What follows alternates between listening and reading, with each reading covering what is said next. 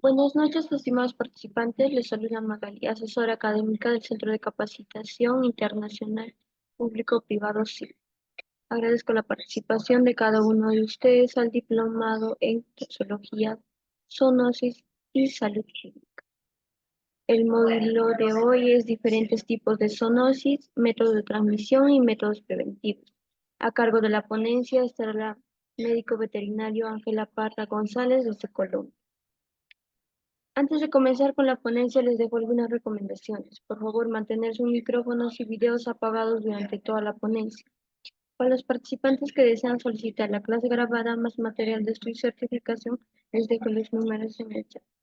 Buenas noches, médico veterinario Ángela. Puede comenzar con la ponencia.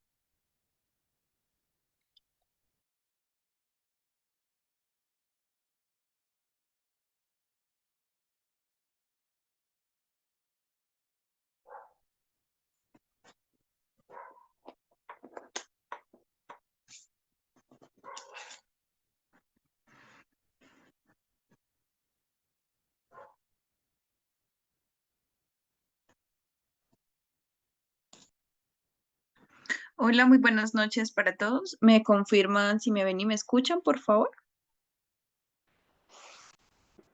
Sí se le escucha y se le ve, médico. Bueno, ya les comparto la pantalla para poder iniciar la charla.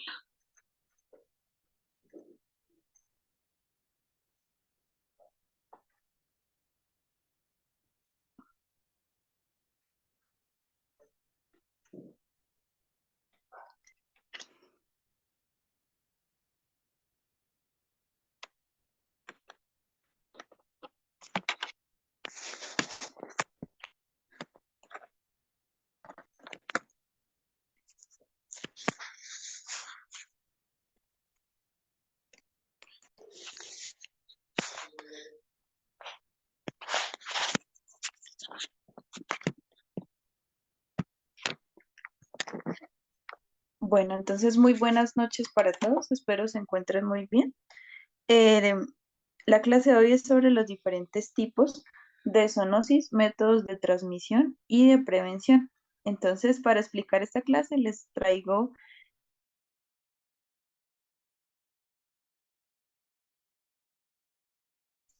las cuales les voy a explicar un poquito de su mecanismo de acción en conjunto con un poco de su transmisión y cuáles son sus respectivos prevención y tratamiento para poder contrarrestar.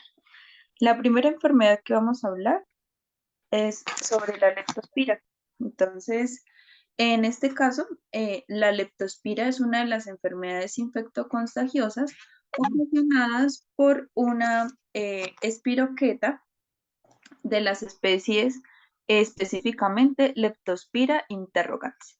Entonces, hay dos tipos de leptospiras, el cual la primera va a ser una que es patógena y otra es saprófita. ¿Sí? Entonces, para explicar, una es la que me va a causar, bueno, en primera instancia es la que va a ingresar en el sistema nervioso, en el sistema vía linfático, que me va a ocasionar en primera instancia, pues, su parte como tal de proliferación, que va a ser la parte de saprófita y por ende la patógena es cuando ya empieza sus sintomatologías. Entonces, acá les dejo pues una imagen un poco para explicar un poco sobre esta parte de la leptospira.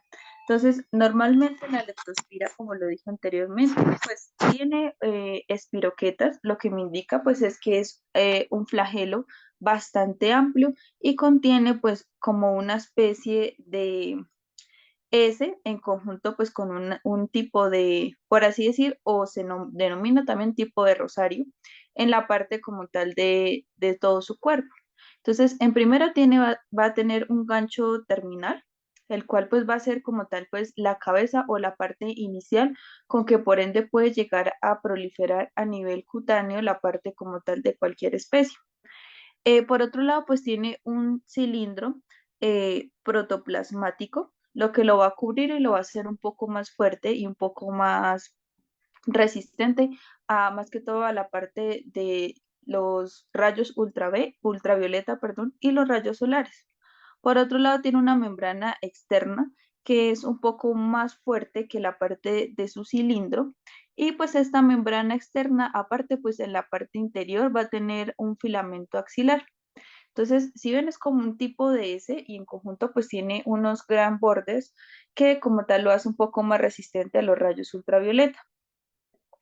Por otro lado, la parte de la leptospira, hay varias que afectan más que todo pues a pequeñas especies, que sería la parte pues de los caninos, que es un poco los más como tal afectados, o por ende pues van a tener otros serogrupos que suelen afectar más que toda la especie canina. Entonces tenemos la leptospira canícola, el eh, het- heteromorrhagiae, Em, y por último tenemos el otro que es la Zanoni, que son las tres normalmente que se van a convertir en parte patógena más común, ¿sí? Los otros grupos ya son un poco menos comunes que como tal, por ende, pues no se van a ver un poco tan afectados, como lo son la palmona, eh, prastivala, gripotiposa, perdón, automalis,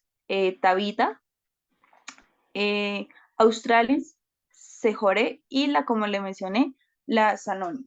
Normalmente, pues las tres primeras que les mencioné son las que tienen pues la parte del plan vacunal en los caninos, en la cual pues estas se van a incluir en la parte de la tercera vacuna y la quinta vacuna de estos pacientes para protegerlos frente a este tipo de leptospirosis. Por otro lado, pues normalmente la leptospira es una enfermedad de distribución mundial que también va a afectar también a nosotros los seres humanos y que la mayoría de los mamíferos y en la mayoría de los mamíferos domésticos y periodomésticos. Los perros como tal pueden eliminar la leptospira en la orina y el cual pues puede ser zoonótica. Normalmente, pues para que me entiendan un poco, ¿cuál sería pues la principal vía de pronto de transmisión de esta leptospira, tanto para la parte de nosotros los humanos como la parte de los caninos? Entonces, como lo leí anteriormente, para que pronto los animales domésticos que están más en conjunto con nosotros, que son los caninos, para poder infectar también al humano, se ve más que todo reflejado en la orina. Entonces, de pronto, por propietarios y también médicos veterinarios que sospechen de pronto de este tipo de enfermedades, lo ideal pues es cuidarnos más que todo nosotros en salud. Por otro lado, pues es de transmisión venérea, también de la parte placentaria, por mordeduras, ingesta de tejidos infectados, ingesta de agua contaminada, de agua o comida contaminada. Entonces, más que todo en los pacientes de pronto en las caninas que de pronto adquieren esta enfermedad, más que todo los pacientes cómo se infectan, ya sea nosotros los humanos o el principal roedor que afecta pues sería la parte también de caninos. En este caso pues como anteriormente los roedores que sería la parte de los ratones. Ellos son los portadores como tal, no finales, pero sí son los intermediarios para llegar a adquirir este tipo de enfermedad. Entonces, ya sea que el paciente lo muerda de pronto un ratón o el paciente de pronto consuma ratones, porque hay algunos pacientes que lo hacen, pueden adquirir la enfermedad. Entonces, por ende, si el paciente se contamina, me refiero a los seres domésticos como los caninos, nosotros como los humanos nos podemos contagiar a través del orín de pronto del roedor o del orín del paciente infectado, que puede ser el canino, o al nosotros consumir ingesta de agua o comida contaminada que previamente o posteriormente la parte de los roedores haya pisado o haya orinado de pronto este tipo de comidas o de agua.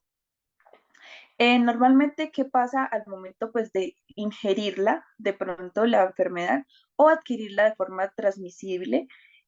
Puede llegar a penetrar pues parte de la mucosa oral, nasal, genital y ocular. Entonces, para pacientes de pronto que están en gestación, pues esto se transmite vía transplacentaria, puede ocasionar pues abortos de forma inmediata. Normalmente causa pues momificación en estos, normalmente no hay cachorros que nazcan con la enfermedad porque pues esta parte de leptospiras, esto hacen que causen abortos de forma inmediata. Entonces, en primera instancia, tanto en los seres humanos como en los caninos, el primer órgano que ellos van a colonizar van a ser los túbulos renales. Por eso esta enfermedad se caracteriza de tener una insuficiencia renal crónica aguda por lo mismo. Entonces, después de esto podría incluso hasta llegar después de 4 años a persistir como tal la enfermedad por el inicio de esta cierta infección. Esta enfermedad puede ser silenciosa tanto en caninos como en los seres humanos y puede llegar pues a ser silenciosa a los túbulos renales. Entonces, cuando el paciente de pronto tenga alguna inmunosupresión por otra enfermedad, entonces la leptospira va a estar presente ocasionando estragos a nivel renal. Entonces, como tal, pues va a iniciar la replicación en la parte renal, ya que se instauran los túbulos renales, pero aparte me va a causar una enfermedad, una alteración en la parte hepática, que posteriormente, pues, esta bacteria va a influir o va a invadir otros órganos como el vaso, el sistema nervioso central, la parte ocular y el tracto genitourinario. Entonces, después de una vez instaurada pues, o penetrado esta bacteria a nivel de la parte renal, entonces allí los pacientes que causan insuficiencia renal aguda, por otro lado, pues una hepatitis crónica, por eso algunos pacientes se tornan totalmente ictéricos, lo que me indica que de pronto hay un daño a nivel hepático, entonces, por ende, pues toda, tanto su piel y la parte de las mucosas se tienden a tener este color ictérico o amarillo, causando de pronto a largo plazo una cirrosis casi irreversible. Por otro lado, en la parte del nervioso central, de pronto confusiones esporádicas, en la parte ocular se tienden a ver opacidad, glaucoma, o por ende en algunas ocasiones se logra ver esta espiroqueta en la parte ocular. Eh, y en el tracto urinario, entonces allí pues más que todo, como les dije, se va a transportar la orina para poder ser vector o contagio de otros pacientes. Cuando se deja avanzar mucho, la parte pulmonar o cardiorrespiratoria va a causar alteraciones como que edema pulmonar en conjunto con un derrame pericárdico o una hemorragia pulmonar, que es en el peor de los casos cuando los pacientes ya instauran, más que todos los caninos, una alcalosis o una acidosis a nivel respiratorio y que por ende pues se va a ver afectada la parte respiratoria en esta ocasión. Entonces, más que todo, pues sería en los caninos. Aparte, también se tiende a tener las parte de la lengua totalmente con petequias o úlceras en conjunto pues con la parte gingival o la parte de las mucosas eh, o las encías. ¿Listo? Entonces, acá hay otra imagen que es un poco más específica. Entonces, hablamos de que, como les comentaba, el principal, pues, portador de la enfermedad que puede adquirir a otras especies, ajá, acá va a ser el roedor, que en este caso sería el ratón. Como les dije anteriormente, pues a través de la orina por mordeduras nos pueden contagiar este tipo de enfermedades. Entonces, a personas sanas como los humanos no, nos puede contagiar pues la parte del ratón. El ratón aparte no solo nos contagia a nosotros, sino también de pronto puede contagiarnos tanto al cerdo, la vaca o específicamente el perro. Y el perro a través de la orina nos puede llegar a contagiar a nosotros los seres humanos, ya que estamos hablando un poco más que todo de pequeños animales. ¿Qué causa a nivel como tal ahora de la parte de la sintomatología de nosotros los seres humanos? Entonces, es parecida o un poco más agresiva que a la parte de los caninos. Entonces, como primera instancia les dije el paciente, bueno, nosotros nos podemos contagiar por la orina o por la mordedura de ellas, los roedores o consumiendo de pronto algún tipo de alimento. Entonces, en esta ocasión se va a instaurar, si es de parte digestiva, entonces por ende se va a colonizar específicamente la parte como tal de la piel, empieza como tal a tener brotes y erupciones, en conjunto pues con la parte de anemias y la parte conjuntival. Llegado el caso de que sea de pronto por tacto o de pronto por mordeduras, entonces se instaura a través de la insuficiencia renal o los túbulos renales, causándome un daño irreversible casi como una insuficiencia renal y una insuficiencia hepática y se tiende a tornar amarillos, los pacientes con un cuadro febril muy seguidos, en conjunto pues con la parte a nivel respiratorio que les comentaba.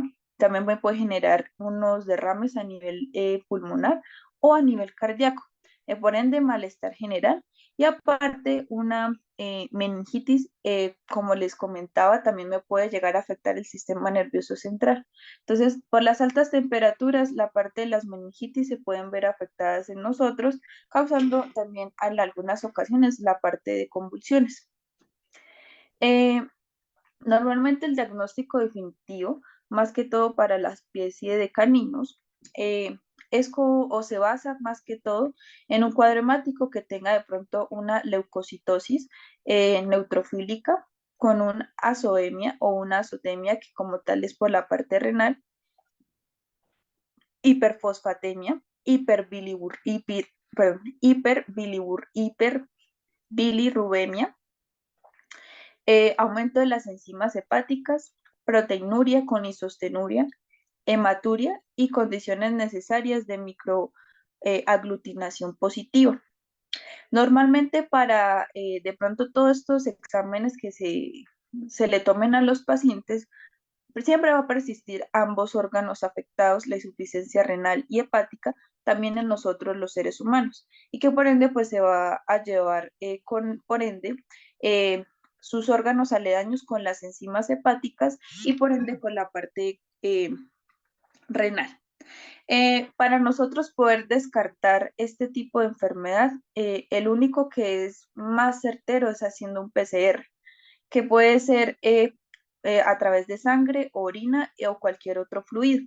Que anteriormente les mencioné los tipos de leptospiras, que son más que todos los serogrupos que pueden llegar a afectar la parte de caninos y también que la parte de humanos, que es la canícula o la Icterimorrhiae o la Zanonini. Aparte, pues hay otras que más que todo pues se pueden dar, pero las más conocidas hoy en día pues son las anteriormente mencionadas. Entonces se puede tomar una muestra de sangre o de orina o de un tejido o fluido que anteriormente esté afectado y se puede mandar a PCR y por ende pues poderlas observar o tener un diagnóstico más certero. Normalmente, pues el cuadro subagudo y el subclínico son los anteriormente mencionados, tanto para caninos o felinos, perdón, caninos y humanos. Pero la mayoría, pues siempre van a causar o van muy de la mano, como les comentaba, daño renal y hepático. En conjunto, pues sería algo adicional. Entonces, hablamos de pronto subagudos, siempre va a ocasionar la parte ictericia, vómitos y diarreas en conjunto con dolor y malestar general en los seres humanos, específicamente en el dolor abdominal y una poliuria con polidipsia. Ya cuando se trata de un cuadro ya más agudo, el paciente ya va a empezar con daños a nivel la parte respiratoria y cardíaca. Entonces, que van a empezar con tos, disnea y en el peor de los casos, pues la meningitis o de pronto una nefritis a nivel renal. ¿Cómo nosotros podemos llegar a controlar pues esto, tanto en los seres humanos como en la parte de los caninos? La primera fase que son signos subagudos y de pronto que nosotros haciendo el certero con un PCR, lo ideal es administrar penicilinas benzatínicas. Normalmente también aparte, en algunas que de pronto no tengan las penicilinas, se les pueden agregar la ampicilina y la amoxicilina a dosis de 20 a 30 miligramos por kilo. Cuando ya está en fase más crónica, cuando está pues ya una parte en la parte respiratoria y cardíaca, podemos agregarle doxiciclina a 5 miligramos. Normalmente estas dos fases o este tipo de medicamentos normalmente por mínimo se tienen que aplicar por 28 días. Hay algunas penicilinas que son de depósito, hay algunas que son máximo de 3 días. Lo ideal es aplicarlas hasta completar los 28 días para ayudar a contrarrestarme los cuadros clínicos. Aparte, como les dije, hay algunos que tienen alteraciones a nivel renales o hepáticos, pues deberíamos instaurar otras medicinas también para el vómito o la diarrea.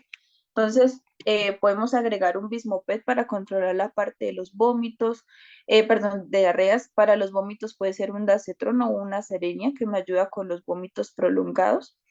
Y aparte, pues si tienen anemias o deshidrataciones profusas, una hidratación endovenosa que me ayude a contrarrestar la enfermedad. En algunas ocasiones estas enfermedades, como les dije, son silenciosas y pueden quedarse hasta por más de 4 años en los túbulos renales.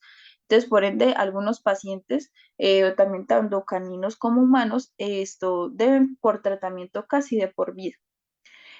Como prevención es importante pues la vacunación, tanto para nosotros como para los caninos. Como les había mencionado, hay un tipo de vacunación que se instaura en los primeros, la tercera vacuna de los caninos, que ya va a obtener esto, parvo, moquillo, adenovirus, la parte de leptospiras y para influenza, ¿sí? En segunda instancia, pues se puede repetir una quíntuple de esta misma vacuna para ayudar a proteger como tal.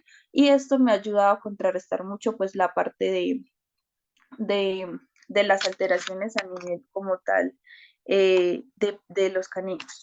Y en los seres humanos, pues ayudar a contrarrestar mucho de pronto las plagas de estos roedores y nosotros como seres humanos hacer una buena limpieza de los alimentos que vayamos a consumir en conjunto por siempre hervir pues el agua para que nosotros pues ayudemos a disminuir esa gran cantidad de pronto de alteraciones a nivel del agua y por ende contrarrestar de pronto estas espiroquetas a nivel del agua.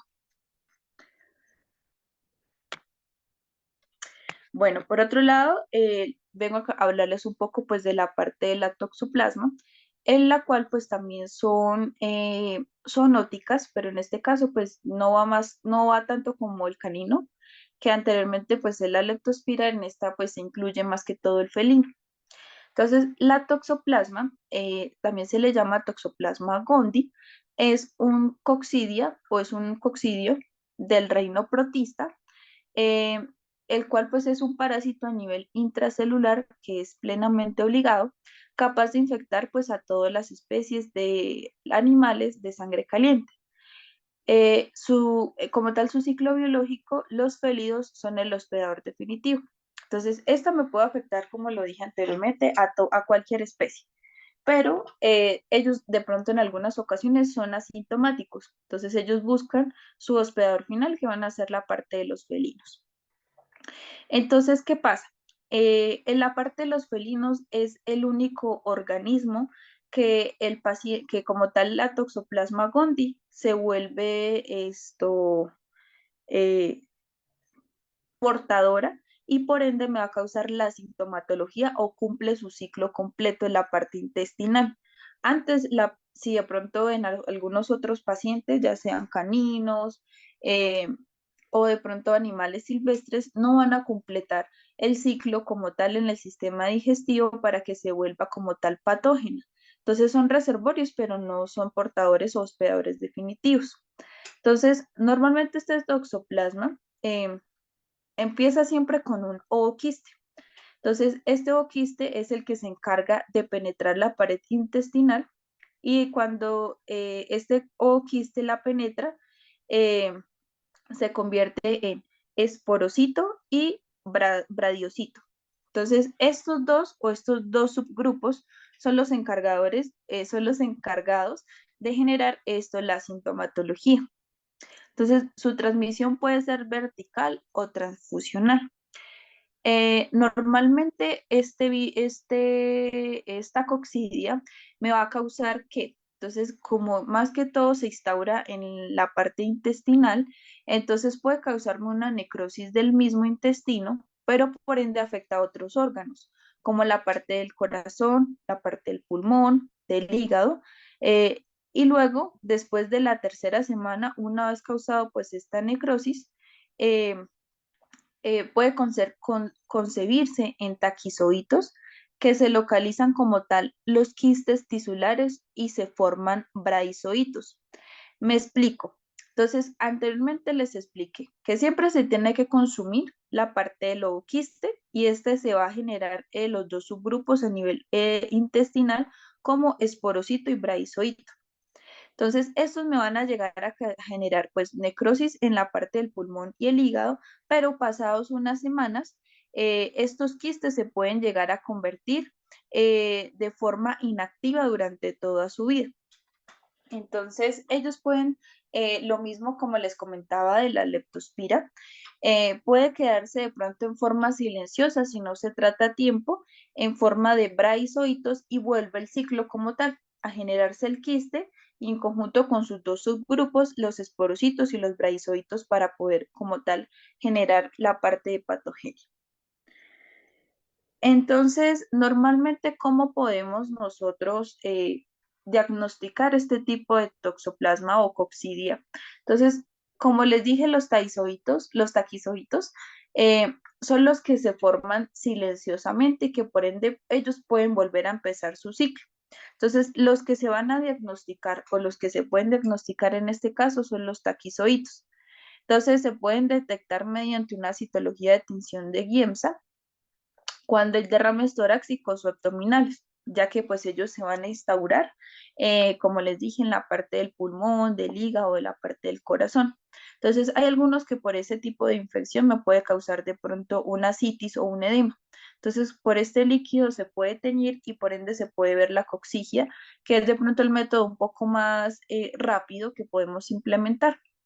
O por otro lado, pues se puede mandar a hacer un PCR como muestra de sangre, ya que por ende, como está a nivel silencioso el taquizoito, esto se puede llegar a ver en sangre a través de un PCR, que es como las muestras más certeras y más conocidas.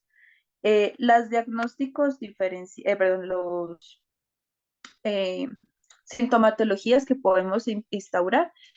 Primera instancia puede llegar un paciente a tener anorexia, letargo, fiebre, linfadenopatía, problemas respiratorios, en este caso como tos y disnea, digestivos como vómitos, diarreas e ictericias. A nivel cardíaco me puede causar unas arritmias, insuficiencia cardíaca y congestiva. De forma ya un poco neuromuscular, el paciente puede empezar a tener cojeras, eh, atrofia, rigidez o hiperestesia generalizada. Ya hablando de un poco neurológico, en algunas ocasiones puede llegar a generar convulsiones. Déficit de los pares craneales, tremores, ataxias, específicamente sus dos pares craneales en conjunto con sus reflejos se van a ver atrofiados. Entonces, que el paciente tenga mala coordinación, que no pueda consumir alimentos o no pueda deglutir. De forma ocular me puede causar de pronto una uveitis, eh, una retinitis en conjunto con una queratoconjuntivitis de pronto seca o una neuritis óptica. De forma neonatal, debilidad y muerte fetal.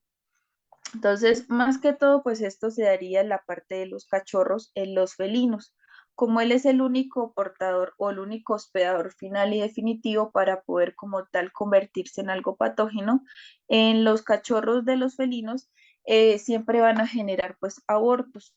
En los otros pacientes, muy rara vez pues estos se convierten en algo patógeno, pero sí pueden ser portadores sanos. Eh, bueno, hay otro mito que es que las mujeres embarazadas no pueden tener gatos, que sucede mucho en la actualidad, o que pues hay un mito que dice que si su gato pues está enfermo y usted está embarazada, pues es mejor dejar el gato en abandono o eliminarlo, ¿sí? ¿Por qué? Porque de pronto no están bien informados. Entonces, esto como les mencioné, sucede más que todo pues en la parte de felinos, que son los únicos portadores finales, o también puede causar pues efectos generalizados en otras especies. Pero ¿qué pasa en el humano? ¿Cómo nos podemos contagiar? Entonces, el gato, como les mencioné, pues es el único portador. Para nosotros contagiarnos con el gato directamente es nosotros consumir la popó de ellos. Entonces, ahí sí hay que tener en cuenta o cuidado, de pronto ponerse guantes y desinfectar muy bien los areneros, ¿sí? Llegado el caso, pues de que de pronto hay sospechas de que mi mascota tenga toxoplasma y que yo de pronto esté en gestación.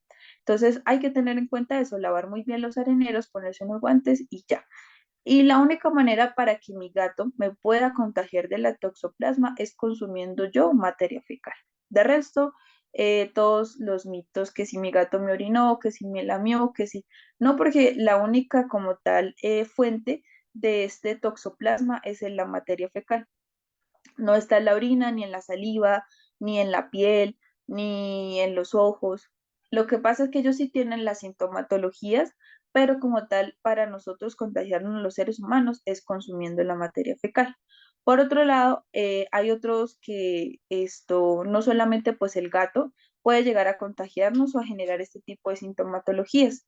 Entonces, por eso también se recomienda cocinar muy bien la carne o incluso congelarla antes de su consumo, como tal, pues para disminuir la cantidad de pronto de bacterias, de coxigias o espiroquetas que hayan a nivel de esta carne. Entonces, siempre, por favor, eliminar muy bien o lavarla o hacer una buena cocción antes de consumirla para eliminar todo este tipo de coccidias. El tratamiento que se puede instaurar tanto en humanos como en la parte de los felinos es la clindamicina, que es el medicamento de elección. Por otro lado, tenemos los glucocorticoides. Me van a ayudar un poco con toda la sintomatología, específicamente pues con la parte de producciones a nivel como de vómitos, diarreas, ictericias o en algunas ocasiones a nivel neurosistémico. Y por otro lado, pues el trimetoprim sulfa. Las dosis que les puedo recomendar o la aplicación de los antibióticos como el trimetoprim o la clindamicina mínimo 10 días. Los glucocorticoides, lo ideal pues es hacer una curva para que estos no me causen de pronto alteraciones a futuro a nivel renal. Y aparte, si mi paciente tiene un daño renal, pues voy a causarle otro secundario. Esos se instaurarían si el paciente de pronto hasta ahora está iniciando con un daño. Perdón, cuando no esté iniciando con ningún daño, para no poder iniciar uno secundario. Las dosis de los glucocorticoides se puede hacer la curva en la dosis inicial de 0,5 miligramos por kilo.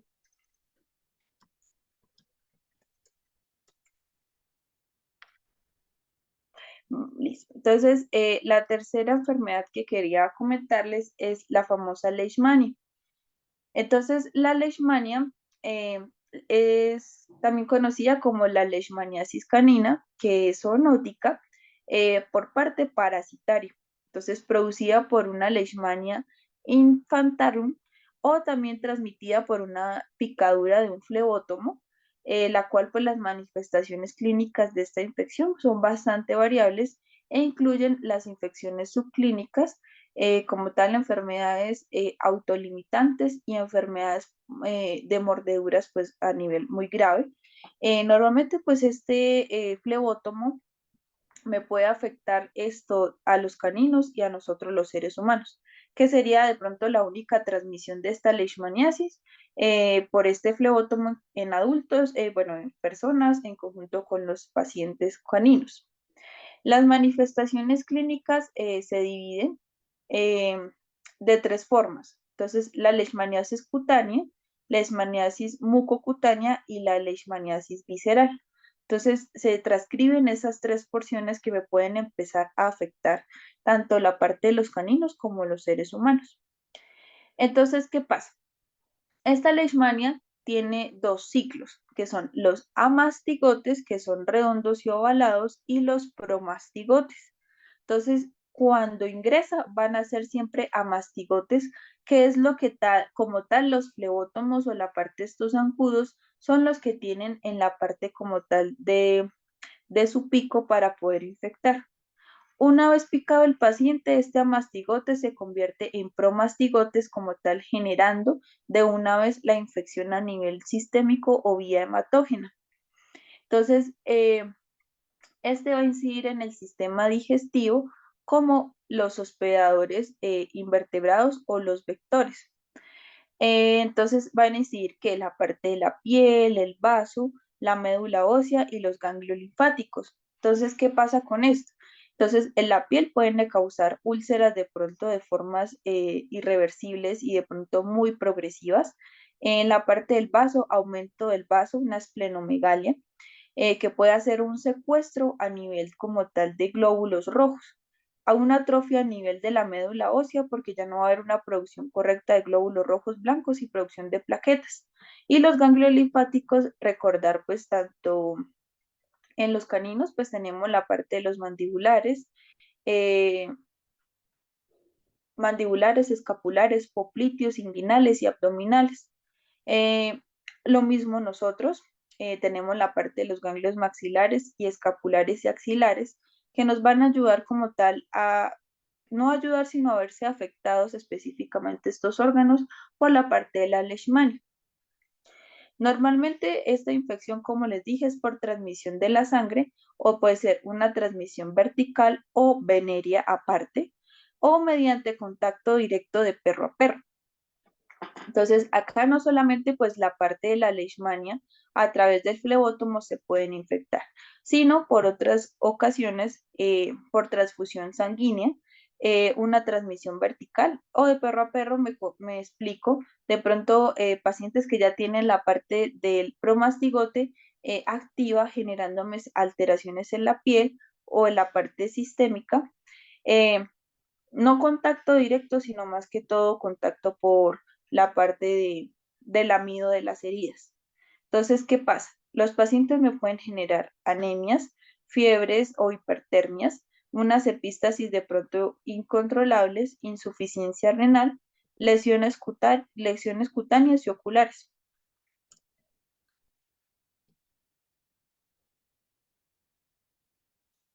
Entonces, ¿qué pasa? Para nosotros contrarrestar de pronto esta leishmaniasis, se puede a través de una citología o una citología y una histología, en conjunto con una inmunohistoquímica. Entonces, por las afecciones que hay a nivel de la piel, como les dije, puede ocasionarme de pronto úlceras, puedo tomar una citología directa a través del portaobjetos o puedo añadir de pronto una porción del tejido posteriormente afectado para poder enviar, o a través de la muestra de sangre con PCR para observar la parte de transcripción del ADN en conjunto pues con anticuerpos para esta leishmaniasis y haciéndome pues un diagnóstico un poco más certero. Hablamos un poco de la parte del tratamiento que se puede instaurar. Tanto en humanos como en caninos se pueden instaurar estos 4 tratamientos. Antimi, antima, Antimoniato, o también conocido como metil de glucamina. Esta dosis es más que todo entre 50 a 100 miligramos por kilo que se aplica de dosis subcutánea, cada 12 a 24 horas. Respectivamente, como les dije, los tratamientos en conjunto con la leptospira son bastante largos, entonces puede completar 28 días o hasta el mes o hasta las 8 semanas para llegar a completar pues el tratamiento. ¿Qué pasa a largo plazo o los efectos adversos? Puede causar una nefrotoxicidad, entonces mirar de pronto el paciente cómo está a nivel renal, abscesos cutáneos con celulitis que me puede ocasionar como tal este medicamento. Hay otro que se llama miltefosina. Este viene a dosis de 2 miligramos, se aplica vía oral cada 24 horas durante un mes. Los efectos adversos pueden ser trastornos digestivos como vómitos o diarreas. El otro medicamento es alopurinol, a dosis de 10 a 20 miligramos vía oral, cada 12 horas, por lo menos también por un mes o hasta 12 meses, o durante pues los 12 meses.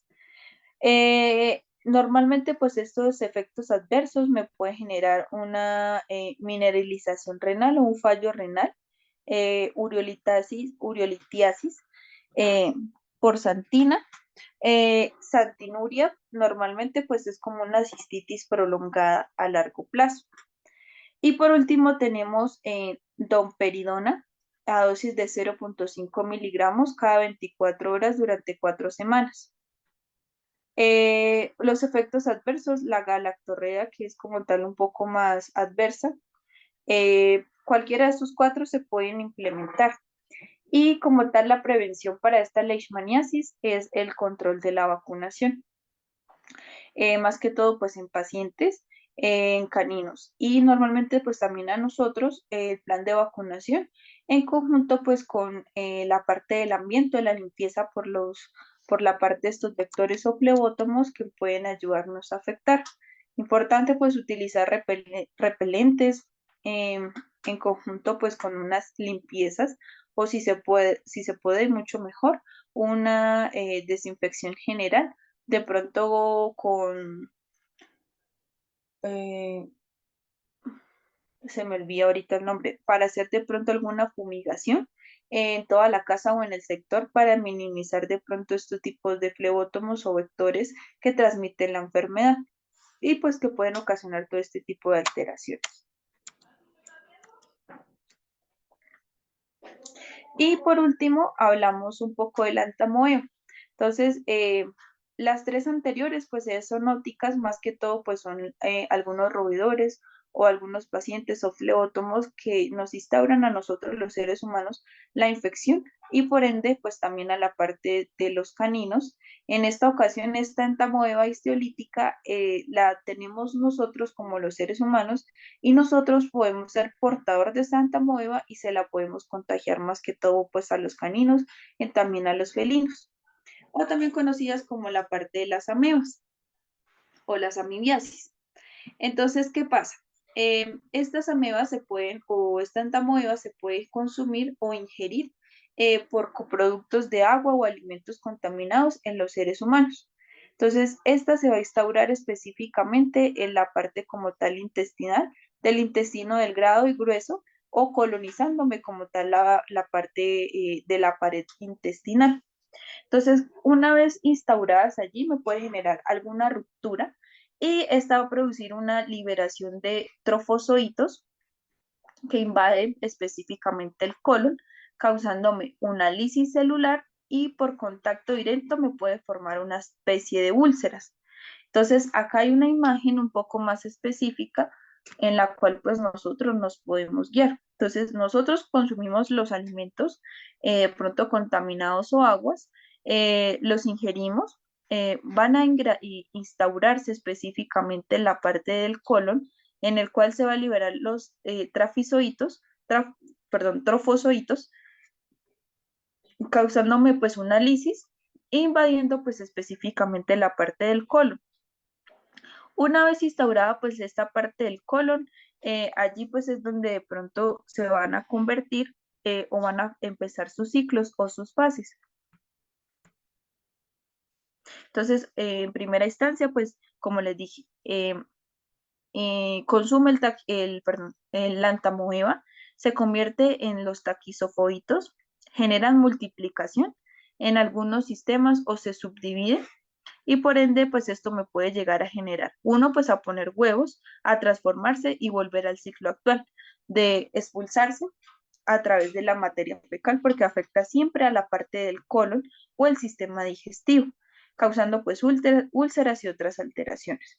Entonces, ¿qué pasa? Si se deja avanzar mucho en la parte de los seres humanos, me puede afectar la parte del hígado, generándome pues una ictericia, pacientes que se tornen un poco amarillos, tanto sus mucosas musculares, la mucosa bucal o la parte de la piel. Enseguida, pues estas ocasiones me pueden instaurar fiebres completas, causándome que el paciente en alguno o en el peor de los casos, esta parte de la entamoeba o la parte de las amebas se introduzcan a nivel del sistema nervioso central, generándome algún tipo de convulsiones o de pronto de procesos de incoordinación. Entonces, como les dije, todo este ciclo se instaura a través de los trofozoitos a nivel del colon y que por ende, pues este va a ser tránsito eliminándolo a través de la materia fecal. Entonces, más que todos los caninos o la parte de las pequeñas especies se pueden llegar a contagiar consumiendo papel higiénico sucio de nosotros en el baño. Entonces, ahí el paciente está ingiriendo la parte del antamoeba, en el cual, pues, a nivel intestinal, vuelve y se repite el ciclo, transformándose en trofozoitos, ocasionándome, pues, que una alteración en el pH a nivel digestivo, generándome vómitos, diarreas. Ah, bueno, acá. Entonces, los caninos y en conjunto con los felinos se pueden contagiar consumiendo los papeles higiénicos. Entonces, hay algunos propietarios que nos llegan a consulta diciéndome que pues se come los papeles del baño. Entonces, hay la posibilidad de que el paciente pues consuma este tipo de este, ¿qué? Este parásito se puede consumir a nivel digestivo oral por los pacientes generando mequeque que tengan vómitos esporádicos o repetitivos en conjunto con diarreas totalmente líquidas, que en algunas ocasiones se pueden confundir de pronto con algún tipo de enfermedad viral como parvo, moquillo, una gastroenteritis parasitaria, pero pues hay que tomar en cuenta la nota clínica o médica durante la consulta y hablar un poco con el propietario, ver si el paciente aparte pues consume algún tipo de cuerpo extraño o algo fuera de la alimentación, en este caso como papel higiénico. Entonces los pacientes se tornan inapetentes, delgados, eh, por más de que consumen, de pronto tienen mucho vómito. Entonces, estos síntomas se pueden llegar a contrarrestar. El único medicamento que se puede llegar a controlar por la parte de las amebas va a ser el metronidazol. Se puede instaurar en dosis de 20 miligramos por kilo. Ya puede ser específicamente, lo diría, pues que los pacientes queden hospitalizados para poder instaurar al menos la primera medicación vía endovenoso, ya que si tienen tanto vómito, pues pueden llegar a eliminar pues todo este tipo de medicinas. Eh, Otro medicamento cuando de pronto ya está un poco más perfuso, de pronto está este parásito, se puede agregar la ampicilina. Me ayuda a contrarrestar mucho con la parte intestinal y el pH y en conjunto con las microvellosidades que anteriormente pues pudieron haber afectado pues este parásito. El ondansetron cuando son vómitos de pronto esporádicos o perfusos a dosis, bueno, la ampicilina a dosis de 30 miligramos, el ondansetron a dosis de 0,5 miligramos por kilos. Y por último, pues para ayudar a contrarrestar la sintomatología, cuando hay mucho dolor a nivel abdominal, se puede llegar a costar la parte de la iosina, más que todo pues en caninos, en dosis de 18 miligramos por kilo. En felinos la iosina está contraindicada. Los otros medicamentos sí se pueden llegar a implementar.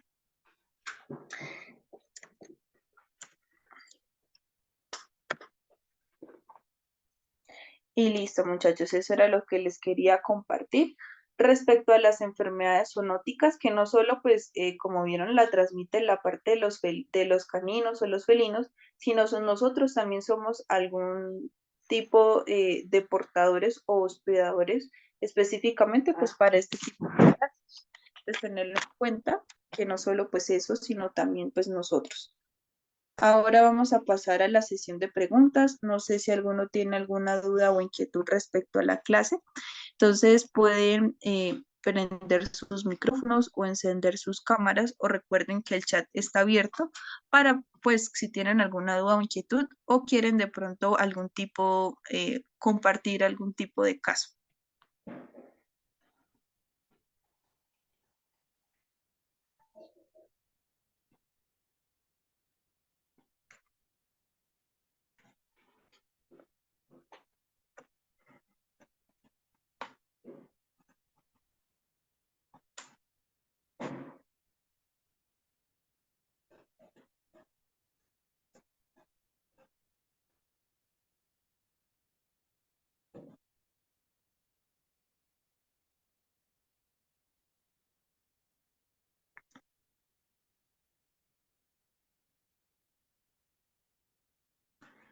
Bueno, muchachos, si de pronto todo fue muy claro. Recuerden que de igual manera yo les comparto el material con la asesora para que ustedes lo tengan. Espero pues pasen una feliz noche, un saludo desde Colombia y espero pues verlos en otra oportunidad.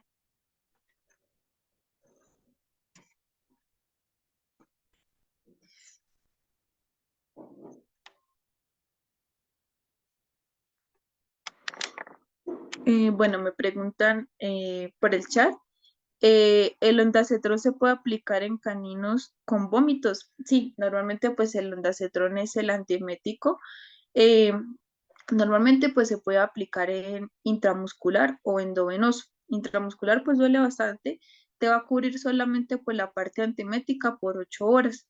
Importante destacar o de pronto no destacar, sino asegurarte de que tu paciente de pronto que no vomite solamente por de pronto este tipo de enfermedad, sino que aparte pues si tiene un cuerpo extraño estaría contraindicado.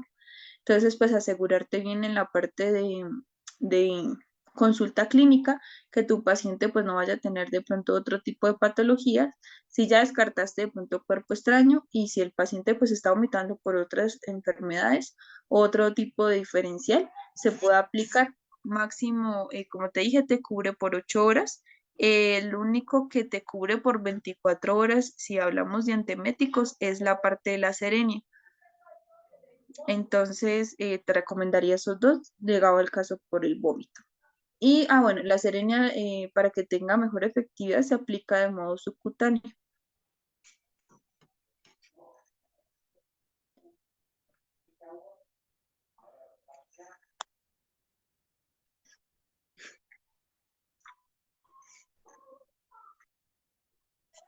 Vale, muchachos, entonces, si no hay más preguntas, espero pasen una feliz noche y un saludo desde Colombia.